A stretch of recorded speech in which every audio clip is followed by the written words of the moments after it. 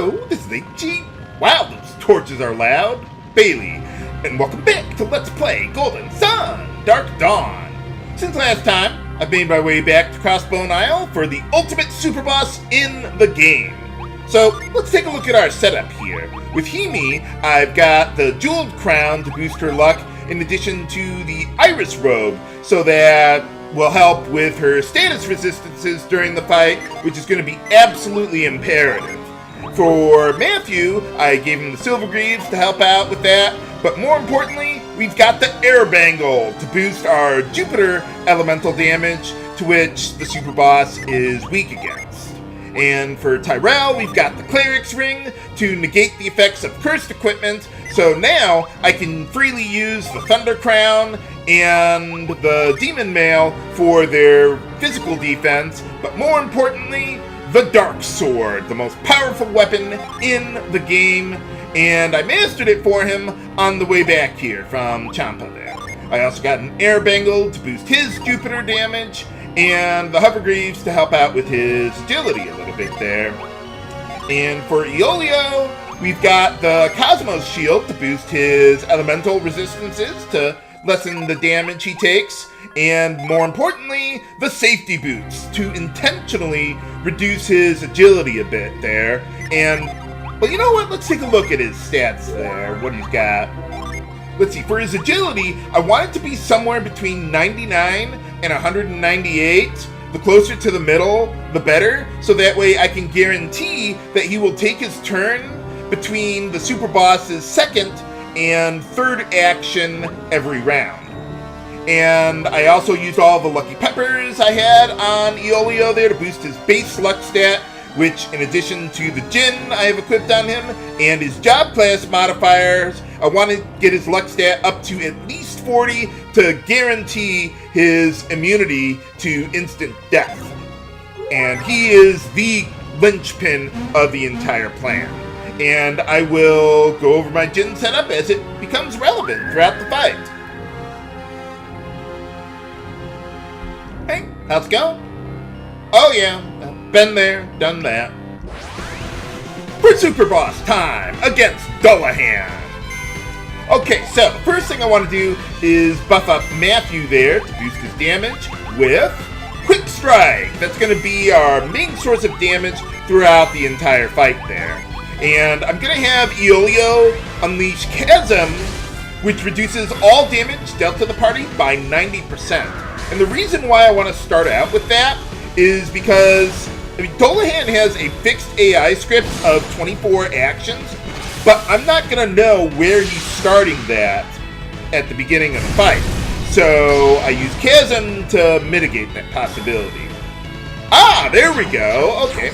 Well, Break is all that I actually want him to use Break there because, well, the reason I started the fight with, what was that, Weapon Grace there, was to entice him to use Break if he was at that point in his AI script there. So, okay, so I was thinking about maybe unleashing Bark there, but I think we'll be fine otherwise. So now I want to rebuff with Weapon Grace. And let's see. Yeah, let's get our Quick Strikes going in there. And I'm thinking, yeah, let's use Lull here. And I'll have to adapt my script a little bit, but we'll be okay. Because Dullahan started at a relatively awkward spot at the beginning of the fight.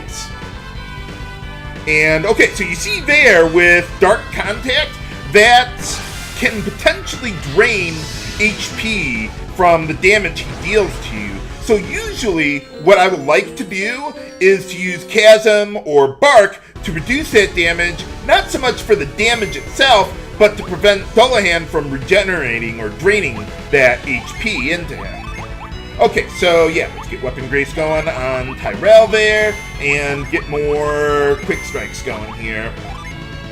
Now the reason I used Lull there, after Dullahan's second turn there, was so that way I could manipulate where he's going to start every round in his AI script, and then once I kind of get the AI script on track, then the rest is relatively easy here.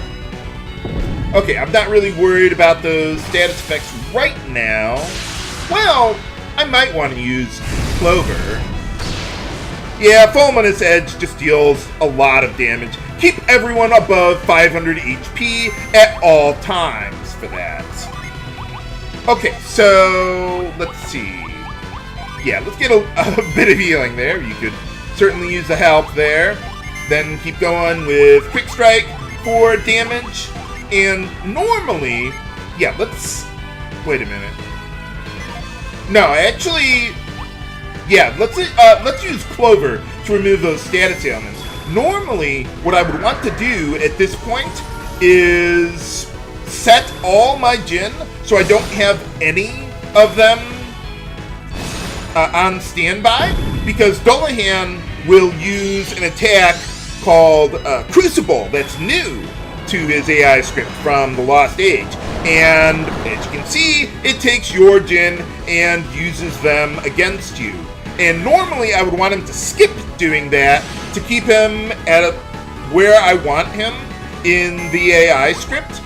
But because of where we started the battle in the AI script, I actually wanted him to use Crucible, so I intentionally left Lull on standby there. And okay, so yeah, let's yeah, we can get a little bit of damage in there with Himi. And now I'm gonna need Chasm to reduce the damage from Dark Contact and Fulminous Edge there.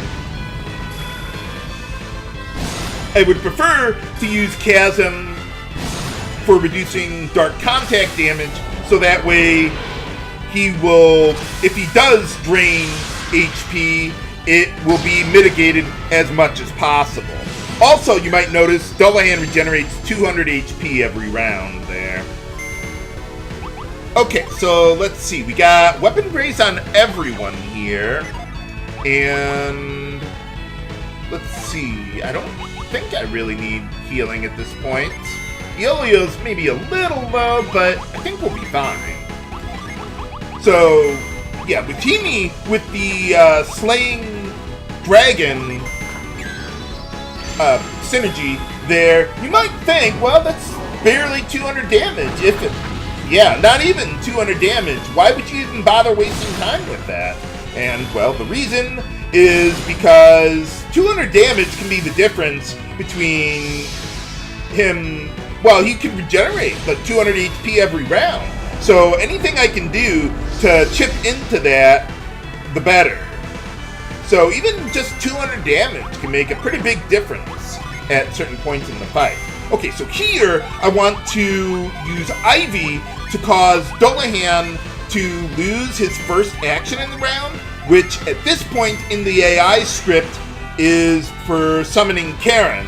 And that will not only deal a lot of damage, but it could also potentially inflict instant death on multiple party members, which would be quite devastating here. And then I have Eoleo use Lull, because the next action after Curse would be Djinn Storm, which is basically Djinn Blast. I think that's what it was called. It's basically Djinn Blast, but on your entire party. And if Djinn Storm happens, the game is over, basically. You've lost all your Djinn. It would take forever to recover all those Djinn over time. And, I mean, I guess maybe you could come back from it, or maybe set up all 8 of your party members for the fight in that event. But it's just easier to use Doldrum or Ivy to cause him to lose his turn, or lose his first action, so that way he can't use Djinn Storm, and then everything's fine. Okay, let's see. We could use a bit of healing here. So maybe I should drop... Yeah, let's use the Mist Potion there so everyone can get above 500 HP. Keep going with Quick Strike there. And then, let's see. Yeah, I gotta use Chasm here because we've got Dark Contact and Fulminous Edge coming up in this round. So I can't use Chasm for every time he uses Dark Contact, but we do what we can. Oh yeah, and by the way, they actually accurately translated a lot of Dullahan's attacks there. Like Fulminous Edge. Why do I get the feeling there's probably some people that were really upset that they didn't translate or mistranslate that again as Formina Sage? Ridiculous. Okay, so here we want to use Bark, and let's see. I think my buffs have worn off by now because of where we started in the AI script at the beginning of the fight. So I'm going to use a buff here just to make sure that Dullahan uses Break at the beginning of the round there. Let's see, the Bark Genie, that does not count as a buff as far as Break is concerned. If you have no buffs on your party at all, Dullahan will skip over Break to his attack there, and he does not lose that action like he would have with Ivy or Doldrum there. So I need him to use Break in order to stay on script there. And that is one of the small changes that they made to the fight here, where in the Lost Age, he used Break up to 2 times per cycle of his 24 actions there. So that's one reason why Weapon Grace is so good here, because you can only use Break once. So you're going to get the long-term benefit of having your buffs going on everyone. Now, one thing that I might have done in that round was unleash Clover to remove the Curse and Haunt status ailments there. But I didn't feel that was necessary because, well, no one was inflicted with it. So we're all good. So let's see. Yeah, I want to get all my Djinn set here, so that way when he comes up to Crucible, just like with Break, because I have no Djinn on standby, he will skip over Crucible entirely and just go to his next action there, which I want him to do. So I want him to skip Crucible. That's his new attack for his AI script there. But otherwise, the strategy here is pretty much the same as in the Lost Age, just with, you know, little added buffs, and I shifted the Djinn around a little bit. Unfortunately, unlike the Lost Age, we don't have the turtle boots, so I can't have a character equipped with an agility lowering piece of footwear and some really big piece of luck-boosting equipment like the Iris Robe. Now, we don't have characters that can equip both, unfortunately. But alright, got a good Chasm in there on time. Awesome. And let's see. Did I get Weapon Grace on everyone? I think I did. But yeah, we could use a little bit of healing there and keep on going with more quick strikes. I might want to keep an eye on my buffs wearing off, because I did get Weapon Grace in there a bit early there, so it might wear off even on Tyrell by the time we get to Dullahan using Break on the party, but well, we'll see. And if all this is like rather convoluted, that's because it is. But I'll see if I can put something in the video description to help make it more sense. But let's see. Okay, yeah, I'm gonna have Himi revive Matthew there. Tyrell, I absolutely need to unleash Doldrum to stop Dullahan from casting Karen there, and then use Lull before he can use Djinn Storm on us. Now, even with this setup, it's not absolutely 100% foolproof.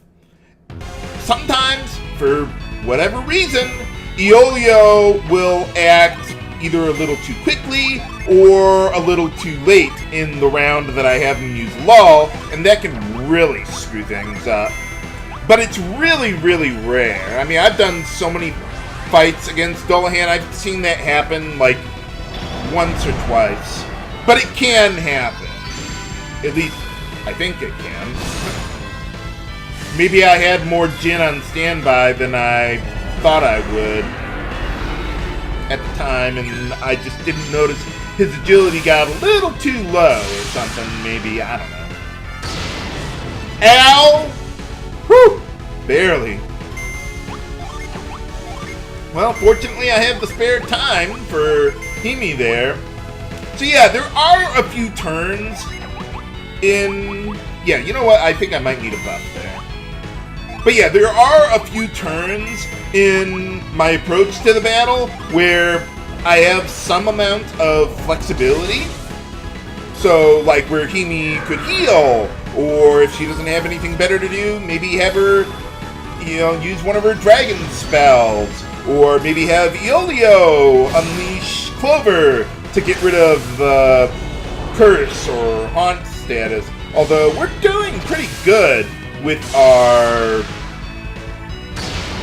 status ailments, or managing that so far. I'm actually almost, well, maybe not that surprised, but a little surprised I haven't quite got him yet because of how well the fight has been going so far, aside from Matthew dying. And that was why I wanted to rebuff him, so that way I knew I would have at least some buff for when Dullahan will use Break. But, well, I guess it didn't wear off Tyrell quite yet, huh? Okay, well, better safe than sorry. That's alright. And, yeah, one of the nice things about the Templar job class that I have for Eoleo is that he gets the most powerful single and multi-targeting healing spells. So if I have a turn like that where I have nothing better to do, but we need some healing, I can have Eoleo chip in there too, instead of Himi, but it would depend on the circumstances. Now, normally I would want Himi to cast Weapon Grace here, but because I have 2 Djinn on standby with her when Matthew died there, that kind of threw things off a little bit. So now I need to set the Ivy and Bark Djinn before Dullahan gets to Crucible again in his AI script. And I will list the AI script in the video description there for you, so you know what he does and in which order. I think, in theory, if your entire party was afflicted with the Haunt status, Dullahan could skip over that, I think. But because of my high luck stats for everyone, or almost everyone except Tyrell, evidently, but because of that, that'll almost never happen. He should never, ever skip Haunt. But I suppose, theoretically, it could happen.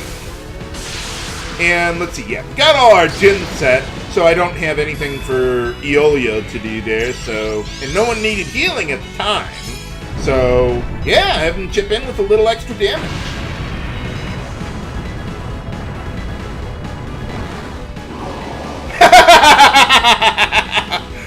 Wow, what an epic attack to use to finish him off. Of course, I don't care about not getting a Djinn kill on him since, well, that's it. That's all the bosses and optional stuff that we can do there. And for defeating him, we get a summon that, well, I would normally never use, but I think I'd like to do a bonus episode showing off the summons in the game and maybe any little tidbits that I might have missed along the way. Next time on Let's Play Golden Sun, Dark Dawn. This is HC Bailey, signing off. Have a good day.